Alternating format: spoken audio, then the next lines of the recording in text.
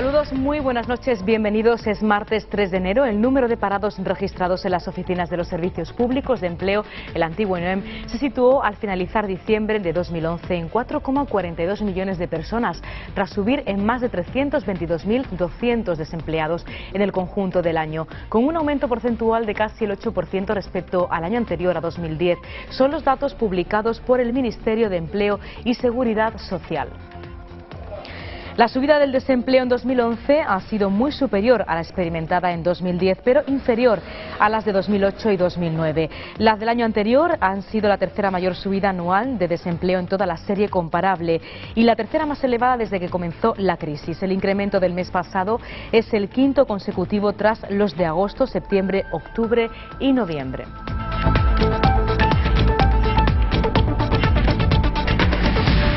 Y el ministro de Interior, Jorge Fernández Díaz, ha cifrado en el 8,2% del PIB el déficit con el que cerrará España el 2011, por lo que ha pronosticado que debería cometer un recorte de 38.000 millones de euros para cumplir con el objetivo de reducir hasta el 4,4% el déficit este año que acaba de comenzar. Recordar que cada punto del déficit equivale aproximadamente a 10.000 millones de euros, por lo que ha calculado que el ajuste que deberá llevar a cabo el Gobierno será de 38.000 millones de euros. Este lunes Montoro ya ha avanzado que el Gobierno seguirá trabajando de forma urgente esta semana para aprobar nuevas medidas en el Consejo de Ministros del jueves, después del paquete de ajuste aprobado la semana pasada.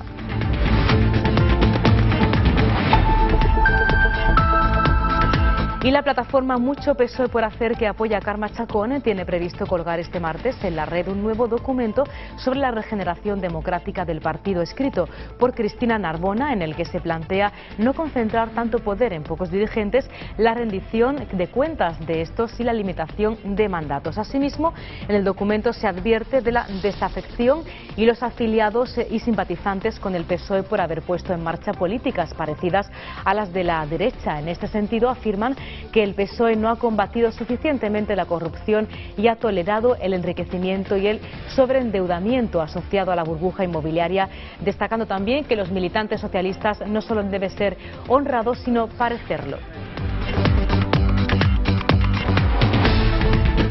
Y vamos a conocer de inmediato toda la actualidad deportiva, de la mano, como siempre, de nuestro compañero Hugo Vaca, que nos trae, como cada jornada, la actualidad en materia de deporte, que creo que ha sido muy intensa tras este puente festivo, por así decirlo. Efectivamente, porque buenas noches, Anabel, bienvenida nuevamente este año.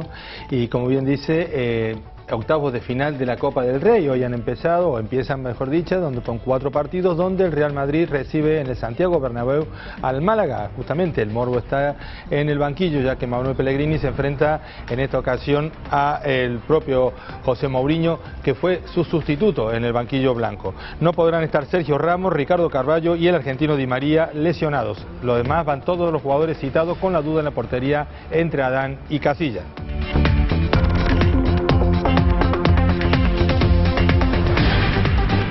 Por parte del Málaga, Manuel Pellegrini lo que pretende es sacar un buen resultado para que el partido de vuelta pueda tener también opciones de pasar a la siguiente ronda. Ha llevado a todo el plantel, a todo lo mejor que tiene, a excepción de Wellington, que está sancionado, y de Joaquín, que también se ha lesionado la semana pasada. Van Nistelrooy apunta en el 11 titular.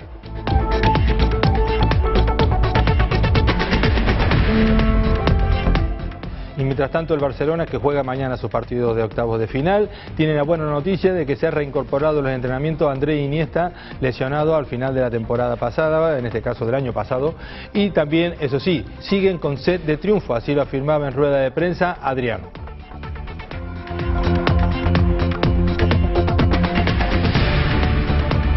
Y el Unicaja de Málaga tiene un compromiso muy importante esta noche en el Martín Carpena. Los de Chu Mateo tienen ante sí a un rival que es muy importante, porque de esta manera se podría afianzar en esos grupos de la Copa del Rey para ser como cabeza de serie.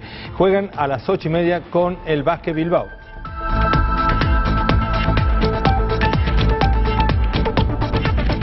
Todo esto y mucho más se lo contamos, como siempre, a continuación, pero antes vamos a hacer un repaso por otros asuntos de este día.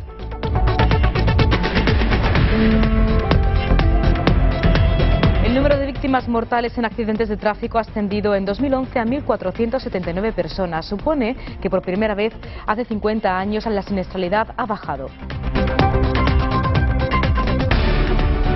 Y hace un año que España dijo adiós al humo en espacios públicos cerrados. La ley continuará después de que el recién estrenado Ministerio de Sanidad, Servicios Sociales e Igualdad no haya dicho lo contrario. Y el turismo español ha cerrado un buen año. Más de 53 millones de turistas extranjeros han visitado nuestro país, registrando su cuarto mejor año turístico.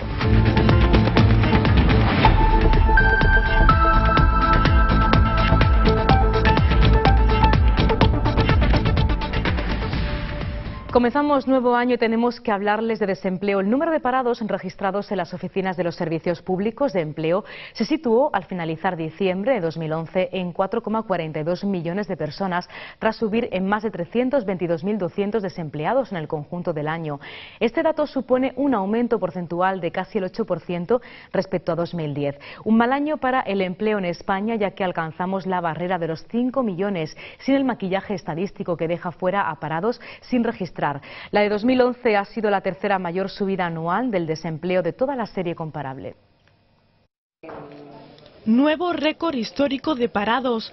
2011 cierra el año con 4.422.359 desempleados en España. Es decir, la Seguridad Social termina este 2011 con 17,2 millones de ocupados tras caer los afiliados en diciembre, lo que significa 1.897 personas más sin trabajo en el último mes del año. Y es que el desempleo registrado en diciembre sube por quinto mes consecutivo. Según los datos ofrecidos por el Ministerio de Empleo y Seguridad Social, el paro llega a su nivel más alto en toda la serie histórica comparable desde 1996. Una cifra que contrasta con la bajada en el mismo mes de diciembre a la del 2010, cuando el desempleo bajó en 10.221 personas. Por sectores, los más afectados son la construcción seguido de la industria. Sin embargo, el paro baja en el sector servicios, en la agricultura y en el colectivo sin empleo anterior. Durante el año 2011 el desempleo registrado se incrementó en todos ellos, especialmente en los servicios, con 240.590 desempleados más. Sin embargo, la comunidad andaluza tiene datos optimistas. 13.325 personas han encontrado un empleo en el mes de diciembre.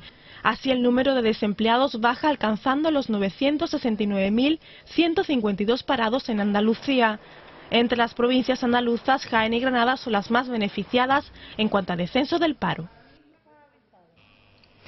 Y el ministro de Economía y Competitividad, Luis de Guindos, ha dicho que los malos y negativos datos de paro conocidos hoy ponen de manifiesto que se trata del principal problema económico del país, que pone en cuestión el estado del bienestar. Durante la toma de posesión de nuevos cargos en su ministerio, de Guindos se ha referido a los más de 4.400.000 parados registrados en los servicios públicos de empleo en 2011, un dato que a su juicio refleja que el desempleo es una lacra social, el principal problema de nuestra economía. Por ello, ha insistido en que el objetivo fundamental de la política económica del Gobierno es revertir esa situación para volver a crear empleo y recuperar a medio y largo plazo el crecimiento económico. De Guindos dice que otra subida de impuestos no está en absoluto encima de la mesa. El ministro descarta otra subida para el Consejo de Ministros próximo. El paro es la principal lacra social que tiene nuestro país. Y evidentemente que es el principal elemento de vulnerabilidad en estos momentos para la economía española. Asimismo, con una evolución del empleo como la actual, pues se pone en cuestión lo que es la sostenibilidad del estado del bienestar. Y el ministro de Interior, Jorge Fernández Díaz, ha cifrado en el 8,2% del PIB el déficit con el que cerrará España en 2011, por lo que ha pronosticado que deberá acometer un recorte de 38.000 millones de euros para cumplir con el objetivo de reducir hasta el 4,4% el déficit en 2012. Durante su intervención en la toma de posesión de la nueva delegada del Gobierno en Cataluña, Llanos de Luna, ha recordado que cada punto de déficit equivale aproximadamente a 10.000 millones de euros, por lo que ha calculado que el ajuste que deberá llevar a cabo el Gobierno será de 38.000 millones de euros. De esta forma, el ministro de Interior aviva el debate abierto este lunes entre los titulares de Economía y de Hacienda sobre la previsión del déficit con el que se cerrará el 2011. Las medidas de ajuste del Gobierno ya están en el BOE. El Real Decreto Ley recoge en su preámbulo la previsión del Ejecutivo de reducir en un punto porcentual y con carácter inmediato el desequilibrio presupuestario de España, tras situar el déficit público en el entorno del 8% del Producto Interior Bruto en 2011. Con la normativa aprobada se prorrogan hasta marzo los presupuestos generales del Estado de 2011 y se incluye la congelación del sueldo de los funcionarios, así como la ampliación de su jornada laboral hasta las 37 horas y media semanales. Sube también el IRPF durante 2012 y 2013, tanto para las rentas del trabajo como para las de capital, y se incrementa el impuesto de bienes inmuebles entre un 4 y un 10% en función del año en que se haya hecho la última revisión del valor catastral. Por el lado de los gastos, se suben un 1% las pensiones y se prorroga 6 meses la ayuda de 400 euros a los parados sin prestación. En materia de vivienda, se amplía un año la aplicación de un IVA del 4% en la compra de viviendas nuevas y se recupera la desgravación en el IRPF por la adquisición del habitual. Sin embargo, no habrá nuevos beneficiarios para la ayuda al alquiler para jóvenes de 210 euros, que se mantendrá solo para quienes ya la cobren. Por otra parte, el BOE publica un Real Decreto que recoge la congelación del salario mínimo interprofesional en 641,4 euros mensuales. Además, el boletín recoge la congelación durante el primer trimestre de 2012 de la tarifa de último recurso eléctrica y la subida de la del gas natural en una media del 0,5%.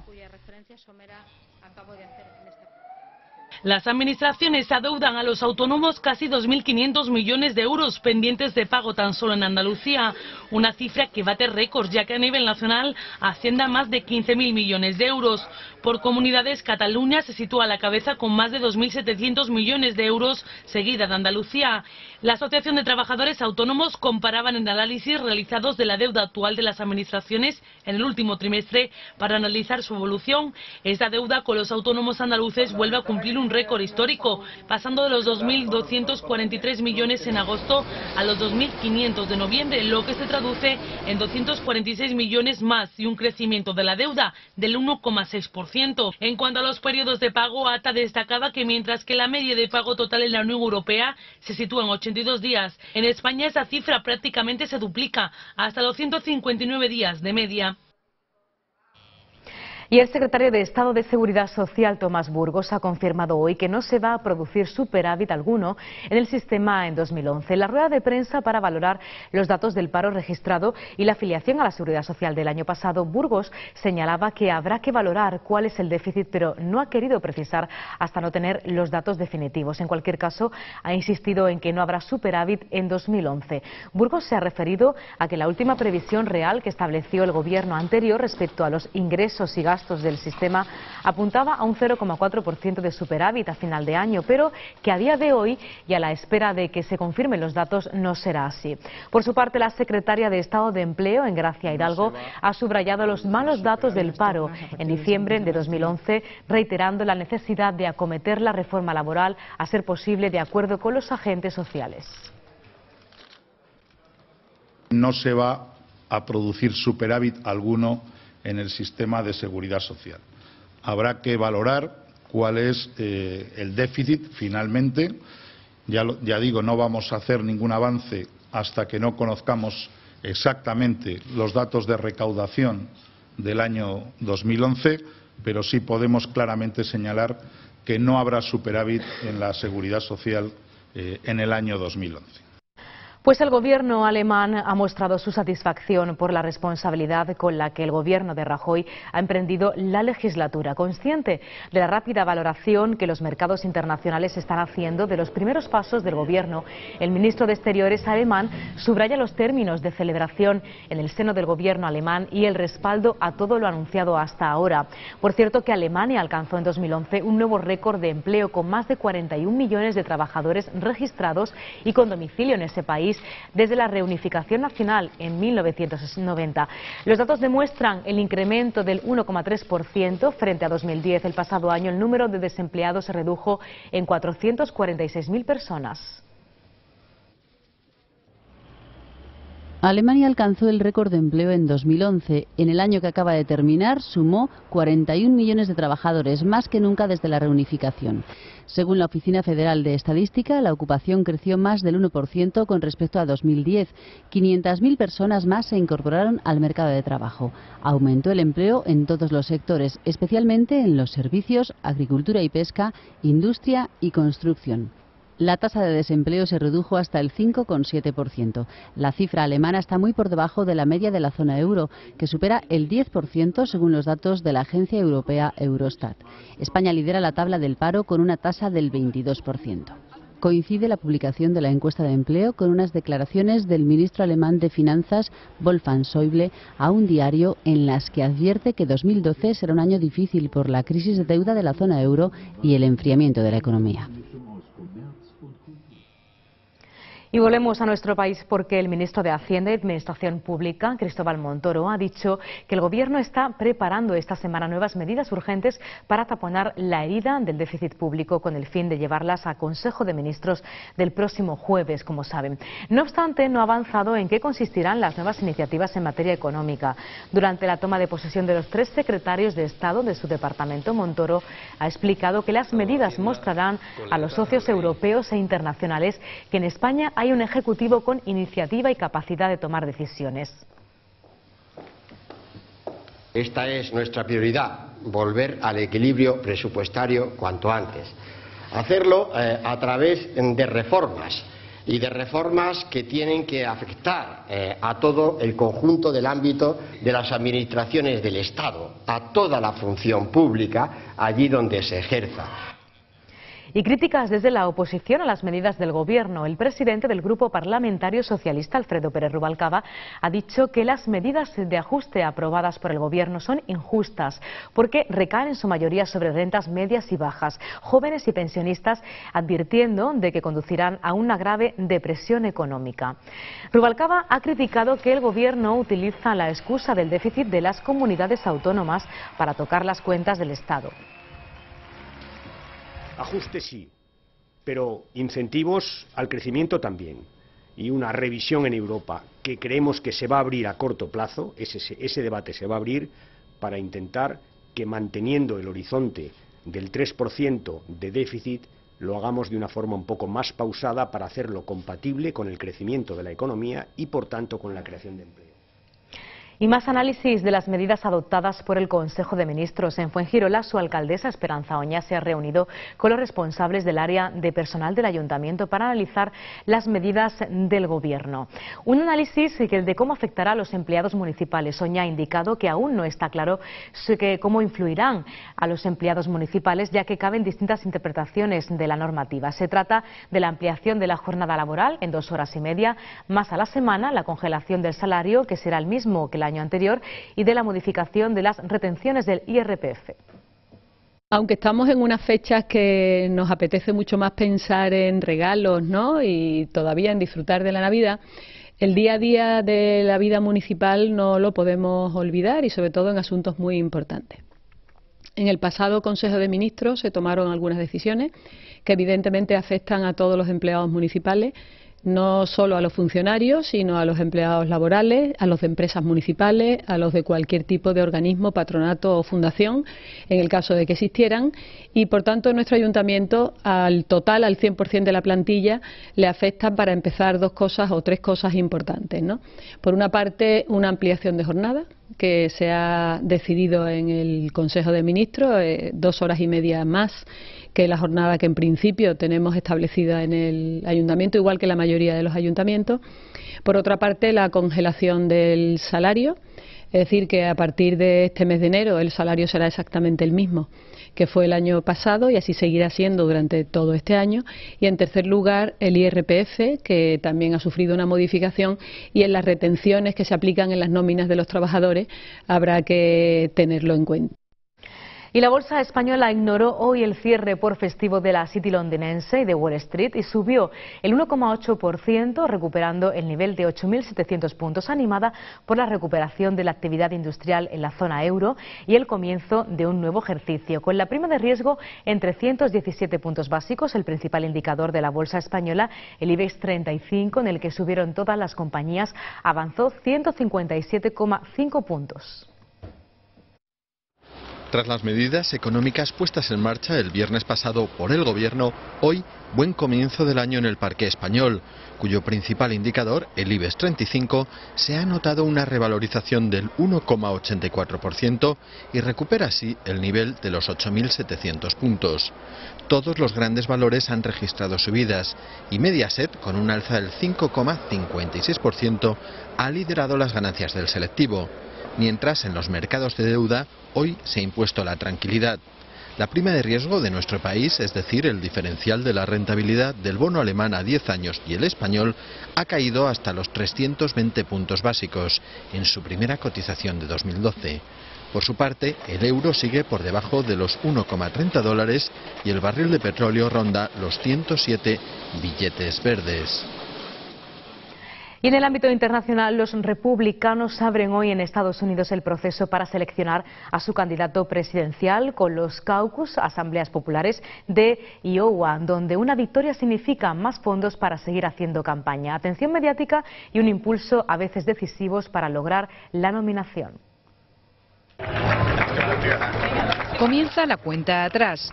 Los republicanos abren este martes en Estados Unidos el proceso para seleccionar a su candidato presidencial con los caucus de Iowa. En casi 1.800 asambleas populares se deberán elegir entre los 6 aspirantes que se presentan.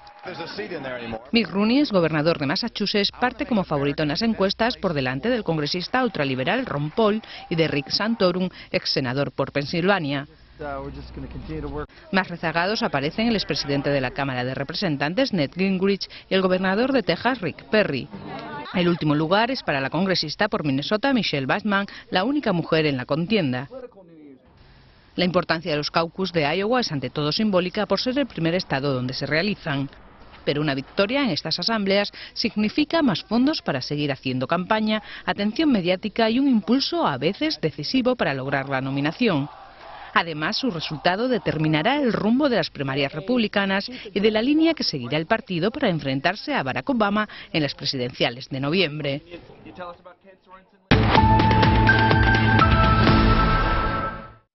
Desde el Partido Popular Andaluz muestran su preocupación por la situación del sector agrícola. Javier Arenas ha rechazado la ratificación del protocolo agrícola entre Bruselas y Rabat, que en un mes se llevará a Bruselas. También desde Murcia han mostrado su rechazo a la medida.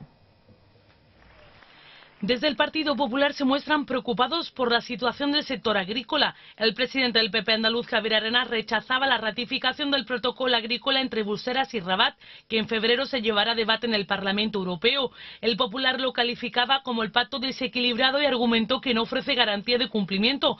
El líder participaba en una reunión en Almería junto al presidente de la región de Murcia, Ramón Luis Balcácer, y representantes del sector hortofrutícola.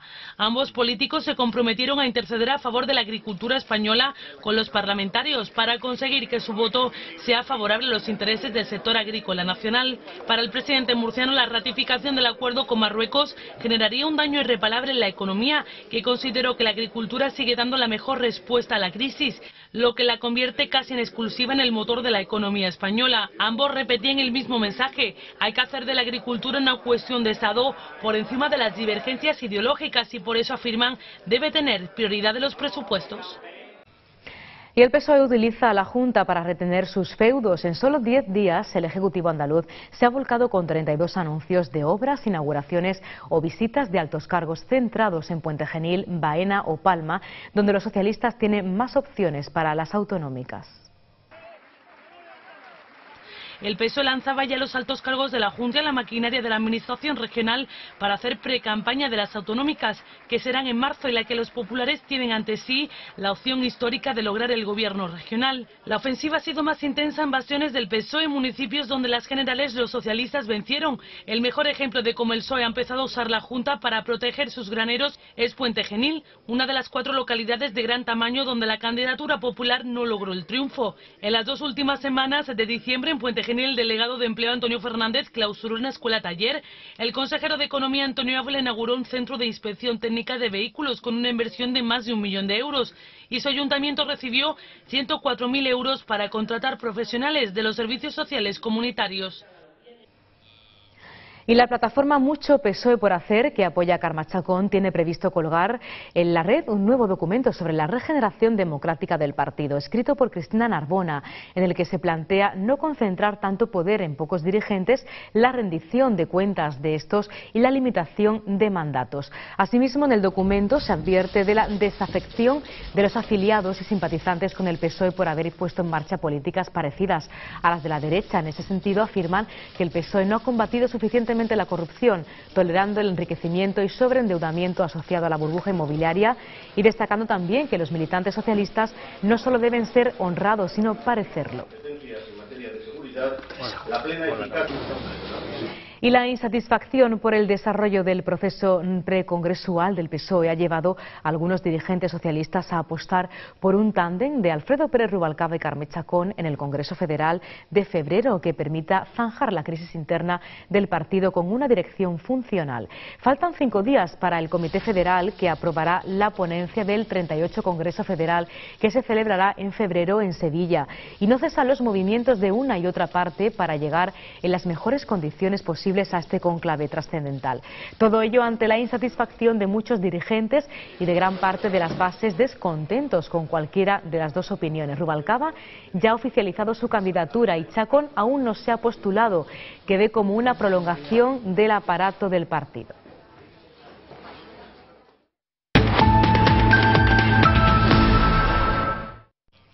Hablamos ahora del caso Palma Arena. El juez del caso, José Castro, ha decidido aplazar hasta el próximo sábado 25 de febrero la declaración como imputado del duque de Palma, Iñaki Urdangarín, que inicialmente había sido citado para el 6 de ese mismo mes. El duque de Palma, Urdangarín, y su socio Diego Torres percibieron entre 2004 y 2007 del Instituto NOS, a través de compañías mercantiles de las que son propietarios y administradores, un documento manuscrito con fecha de 2004 incluido en el sumario de la operación Babel, que afecta a los negocios de Iñaki Urdangarín. Al frente del Instituto NOS recoge que su mujer, la infanta Cristina, percibió unos ingresos procedentes de la Casa Real de 72.000 euros. El papel señala que la hija menor del rey recibe otros ingresos de 90.000 euros por parte de la Caixa, entidad para la que sigue trabajando en la actualidad como directora del área social.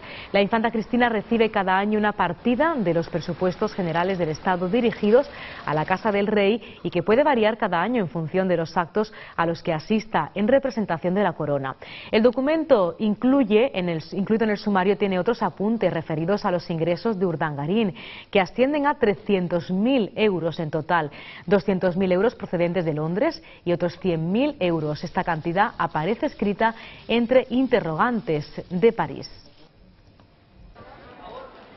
El duque de Palma, Iñaki Urdangarín, comparecerá ante el juez que instruye el caso Palma Arena el sábado 25 de febrero a las 9 de la mañana y no el 6 de febrero a esa misma hora, como había sido citado inicialmente. El juez José Castro ha atendido así las peticiones de aplazamientos formuladas por varios letrados que alegaban que en las jornadas señaladas para la declaración de sus representados tenían fijados previamente otros compromisos judiciales.